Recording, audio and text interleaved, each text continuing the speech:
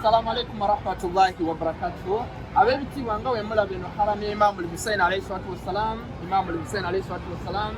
Then emabega wange wanwali wonke assalamu alayki ya bint Ali al-Murtada. Emirembe gibere kubwe wala wa Imam alayhi salatu wassalam.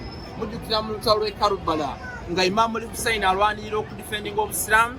Tents z'al-Bayt zali wano. Tents z'al-Bayt bazimba wano katinga bwe basinzira okugenda eri emabega wa haramu eyo we wali olutalo.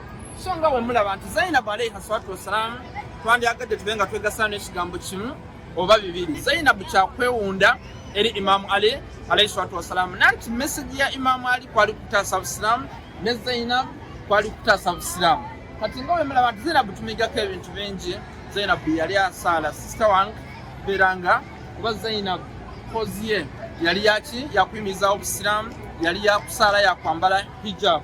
Zainab alayhi salatu wassalam yali swabira, yali muguminkiriza. Imagine nga abantu babatta nenga emirambo gye batta yakunganya n'aleeta wano mu tente, emirambo nga gyakunganya n'aleeta mu tente. Yetu Zainab yali muguminkiriza, naye ate ekira kitumuyigako okubeera nga standing against tyranny, dhulum, omuntu nga mwononefu beera ng'omugamba abeere ng'akola ki akyuka, wabeera ng'agenze mu lubiri lwa Yazidi ng'olutalo luwedde bagenda babatwalanga abawambi, watuuka mu lubiri lwa Yazidi ng'ayogera ne Yazidi. Yazidi yali mulabe wa Busilamu naye amugamba nti kola buli kimu kyoyagala, fa wallahi la tamuhu dhikirana, naye wallahi togenda kubeera ng'osaanyaawo okujjukira kwaffe okwaba al-Bayt.